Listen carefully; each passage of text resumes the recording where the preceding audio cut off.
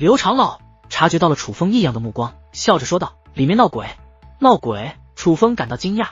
所谓的鬼是普通百姓的说法，实际上鬼就是修巫者的灵魂体。而这位刘长老可是天龙界灵师，他对此自然不可能不懂。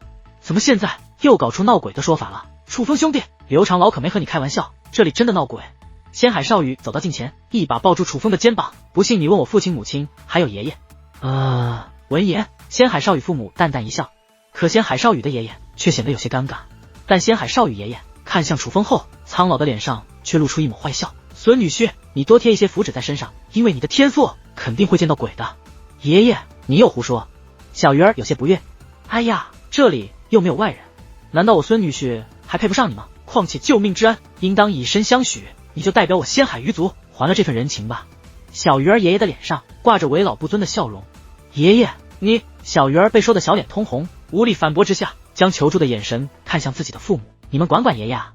可小鱼儿父母则是笑而不语。倒是小鱼儿爷爷给出了答案，他们两个敢管我，那岂不是倒反天罡？当然，真正的答案是，如今小鱼儿的父母也很欣赏楚风，他们不仅看到了楚风以一品真神的修为击败了天神境的神族，更是亲眼看到楚风拿出那把黑色长剑，一剑洞穿了那可怕的神母。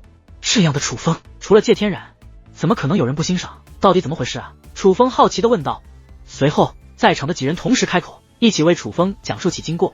这里的修炼资源需要用提取之后才能修炼，并且无法带走，只能在这里进行炼化。但提取这修炼之物需要的代价也是不小，一般势力就算发现这里，也是承担不起这种成本。哪怕仙海鱼族这种庞然大物，提取此地的修炼之物也是花费了大价钱。而炼化这些修炼之物其实没有年龄的限制，因此仙海鱼族的许多高手都来到这里修炼过，也包括小鱼儿的父母以及爷爷。但哪怕经过提取，这修炼之物还是很诡异，有些时候会让一些人进入一个奇异的空间，在那里会看到一只女鬼。之后经过仙海鱼族的观察，他们后来确定了一件事，能够见到女鬼的都是天才中的天才，因为真正见到女鬼的仙海鱼族就只有几人而已，其他人偶尔才会见到，但那也是仙海鱼族天赋与实力并存的人物。至于小鱼儿的父母，则是每次修炼都能够见到那女鬼，这也是为何小鱼儿爷爷尴尬的原因，因为他见不到，便侧面说明他的天赋还不够好。这也是为何他说楚风一定会见到那女鬼的原因。所以你们看到的是同一只女鬼。楚风看向小鱼儿父母。小鱼儿的父母同时点头。竟然是同一个，楚风感觉这里还真是有点意思。那女鬼是什么样的？楚风又看向仙海少羽。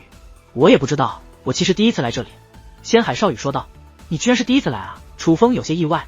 是这样的，提取修炼之物的方式有很多种，而根据刘长老观察，他发现了一种特殊的提取方法。这个方法提取出的修炼之物，虽说每个人都可以用来修炼，但小辈的修炼效果更好，所以我们便当机立断，决定为我仙海鱼族的后辈铺路。这里已经有几十年没有来过了。仙海鱼族族长此言一出，楚风也是知道，原来这里已经准备了几十年之久。所以那女鬼到底是什么样的？楚风再度询问，他真的很好奇。其实很模糊，看不清脸，主要是那种氛围感，我也形容不出来。总之还是挺瘆人的，会影响修炼。不过大可放心，这符纸是有效的，之前我们身上贴了这符纸，便没有再见过那女鬼了。仙海鱼族族长此话一出，仙海少羽则是大嘴一咧，所以我不打算贴符纸，因为我打算看看那女鬼。话罢，仙海少羽还看向楚风。楚风兄弟，我看你这么好奇，那你要不要也见一见？藏啊，我也想见见。我觉得也许这里真的是有什么冤屈之事发生过，因为怨气太重，所以才化作厉鬼。他就是找人帮忙的，若能帮他洗刷冤屈，那也是做了一件好事。当然也可能是个女色鬼，是找夫君的，抓到一个天赋好的便勾走魂魄来与他成婚。少羽兄你小心点，毕竟你长得这么好看，女鬼最喜欢你这种了。楚风说话间拍了拍仙海少羽的肩膀。楚风兄弟，你可真能胡扯，你应该看过不少小说吧？女鬼找夫君都扯出来了。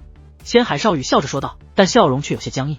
这可不是扯，世界之大，无奇不有，也许真的有鬼呢。这种事其实我听过不少，很多人遇到鬼之后被吸干了阳气，活活吸死，有的人每日噩梦缠身，最终被活活吓死，而且都是修武高手，很多还是剑灵大师呢。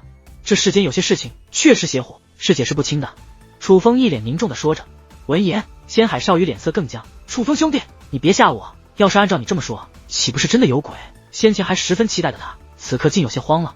哥，你怎么了？怎么脸色变了？难道你害怕了？小鱼儿坏坏地问道。怕？我怎么会怕？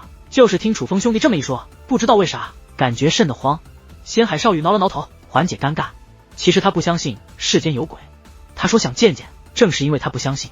但若真的有鬼，他就有点慌了。主要是楚风的话让他有点信了，毕竟楚风这个人太神奇了，打破了很多仙海少羽的认知，因此楚风的话在仙海少羽那里很有权威性。可他却没注意到，说完这些后，楚风则是偷偷的坏笑起来。毕竟这都是楚风编的，他也不相信有鬼。